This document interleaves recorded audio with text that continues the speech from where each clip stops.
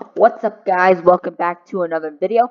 Today we are not playing anything. We are going to be on Roblox Studio, and I'm going to be teaching you guys how to build your own JToH tower. Now this is going to be a multiple part series because I'm going to teach you everything really that I know, and I know a lot of stuff. So before to begin, I need you to hit that like button. I need you to also hit that subscribe button. I want to get to 40 subscribers. I want to get to 100 subscribers by the end of the year, and I would really appreciate if you guys would help me on that goal. So let's get started. So what we want to do is before we even start, we want to go to model, and we first go to rotate, and I would suggest doing 5 degrees because you can get pretty much any rotation out of it. So like let's insert a part. So I can like rotate it pretty much however I want in like the cleanest fashion. If you know what that means. But I think 5 degrees is a really good rotation because I think it's just really good in my opinion. And then also for move, I would suggest 1 stud because if you did any other, then it would look really bad because you would have like half a stud gone and it just wouldn't really look that good. In my opinion, I suggest doing either 1 stud or 0.5 because those are like the cleanest. They make your tower look really good if you want to make it. Why am I playing with this? Get out of here. Alright, so now that we have these two out of the way, what we want to do is we want to go to Pushbox and JToH. I can't spell. Oh my gosh. JToH. What if we did JToH instead? Ignore all this. What you need to look for is you need to look for something like this. This is it. Nope, not that one. I use this one because it's actually really good. This person is a friend of Jupiter, and or now his username changed to like Jacuzzi or something like that.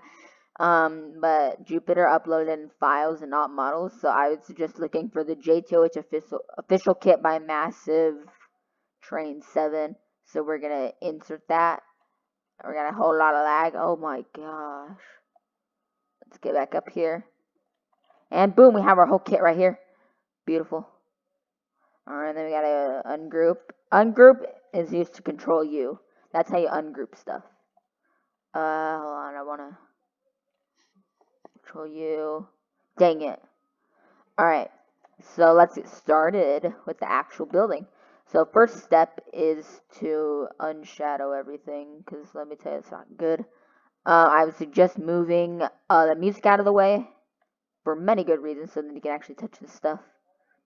Now what I suggest is hitting frame, going to this very edge and scrolling down.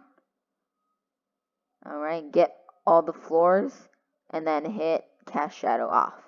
And now I have a really good tower frame. There's the wind pad up there, so then you can win without it being impossible. Let's just unshadow all these also.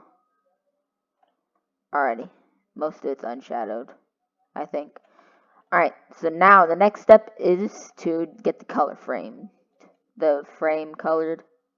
Whatever. So I suggest cutting to this very edge, highlighting all these, and then picking your colors. So let's just start with, why don't we start with white? So for these colors, the first one is red, the second one is green, and the last one is blue.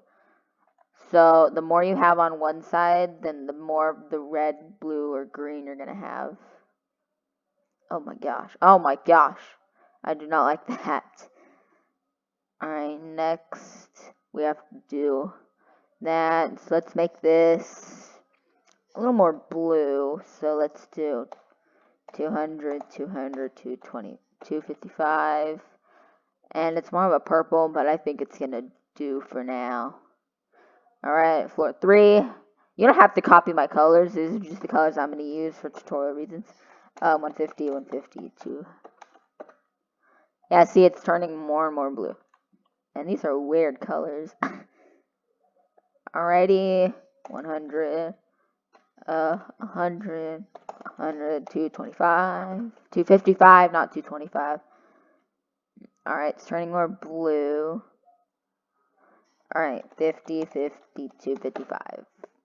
Alright, see it, we're getting more and more blue. And now, 0, 0, 255.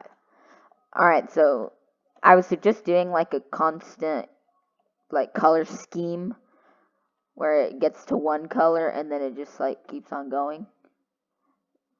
So like, let me give you an example. So like this tower is going to start to white, then it's going to go to blue, and then how about we make it go to green? So we still have 0 there.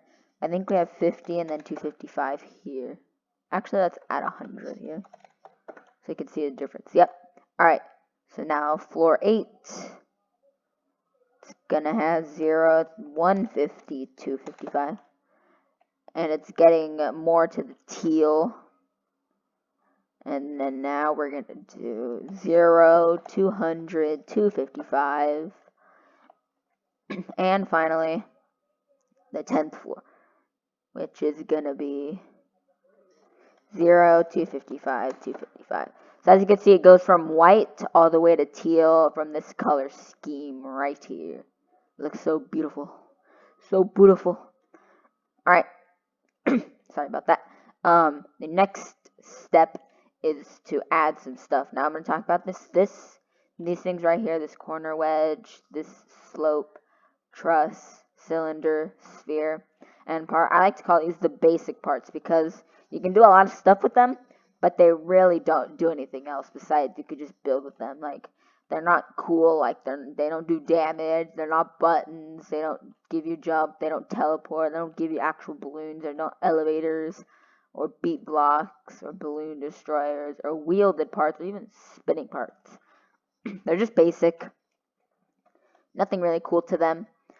So I suggest that you start on the first floor. If you're doing a descending tower, start on floor 10. But yeah, this is a normal part, of course. In order to copy and paste, you select the part. So we're going to select this part right here. And we're going to do Control D, and look, it copies itself. So beautiful. And all we have to do is we have to recopy that color onto here. And perfect, we have our first little thing. The sphere, it's not really different, really. It's just a sphere. Really, these parts right here don't do anything special. Moving on, we have the slippery parts, so they make you, like, slide. If you know what I mean, like, it's like ice. So, like, if you've ever been, like, skating on actual ice, it's like this. But you don't wear roller skates and you slide a lot easier. So for this, I suggest jumping when you're standing on them. But those slide. Alright, the next thing is my favorite thing, button. Button's kind of complicated, takes a while to know. But this button goes to this part or this part. And this part. So what's going to happen is, let's pretend this is actually part of the tower. Alright, so what you do is, there's a button right here. That button is going to connect to this thing. Now they have to be the same exact color or it's not going to work. Even by like one little number, it's still not going to work. It has to be the exact same number in order for this to turn on. I think I can hit play and I can actually show you. Yes, I can. Alright, so look, we have to press it. Oop, I forgot the scripts. That's another thing. So as you saw, it didn't turn on. So what we have to do now is let's take off this. Let's take this. The scripts. Read the readme. So we're going to read this and follow what this says. So the damage event script and the collision groups will go in the server script service, which means that we just have to put that in there. Just got to put that in there. The local parts script. Why is it there? The local parts script is going to go in starter player scripts. Alright, not too bad. The touch script is going to go in the starter character scripts. I know it's a lot. I think we have to do this and then starter character. Starter character. Starter character. There we go. The damage event and remote event goes in replicated storage. And the effect GUI goes in starter GUI. Alright, so now that we have all that, we don't have to worry about that anymore. I can really show you the buttons. Alright, so now we gotta... Whee! And bop, bop, bop. Ah! Forget it. Forget it! It doesn't do that. When you add all the scripts, it will work. I just don't know why this button isn't working. It's a dumb button. But continuing on with what this is, it's a teleporter. This is probably the teleporter you'd most likely use. If you were to use another one, then this button activated teleporter, so it actually works when you hit with the button. And this pushbox teleporter, when a pushbox goes on it, then it goes from one way to another. But this one is probably the one you're going to use the most. And now moving on. Here are the pushboxes. The pushbox and then the push circles. These activate these. They do the exact same thing as the normal buttons, but keep in mind, these buttons are activated by humans, and these are activated by push boxes. So keep that in mind. I didn't do the wrong one, trust me. Okay, these make it interesting. This is a pushbox killer. So pushbox touches it, is gone. And these are pushbox color changers. So when it runs over, it turns the same exact color as the actual changer is. So you're gonna want that if you want it. If you want to change it and make like a harder type of puzzle, then you're gonna want to change it. Now these are amazing. These are normal kill bricks. There's the normal one. It looks like the wedge, the corner wedge. This is spinning, sphere, and cylinder. These are insta-kill. So the second you touch them, you're dead, son. You're dead. Cylinder, same exact thing. And these are poison, so they do damage over a small period of time. 5 damage, like every few seconds, even when you're not on them. Though those are pretty deadly, too. But for this one, you're dead, son. You're dead. This is probably a really unique one, too. This is a key. Now, what's so cool about this key is that you can literally customize it to what you want. It doesn't have to be a key. It can be a crystal. It can be like a mini monument. It can be whatever you want, as long as you know how to build it. But I think this is really cool. This lock. The key and the lock have to be the exact same color, or it's not going to work. So keep that in mind when you're building. You can't have a blue key and a green lock. It has to be blue, or green and green. Like if you have a red key, can't have a purple lock. It has to be green and green, red and red, purple, purple, whatever it is. This is the most annoying mechanic. Shoving platforms. They will shove you out of the way and make you fly downwards. Wait, can you fly downwards? I don't know. This is an upside down push box.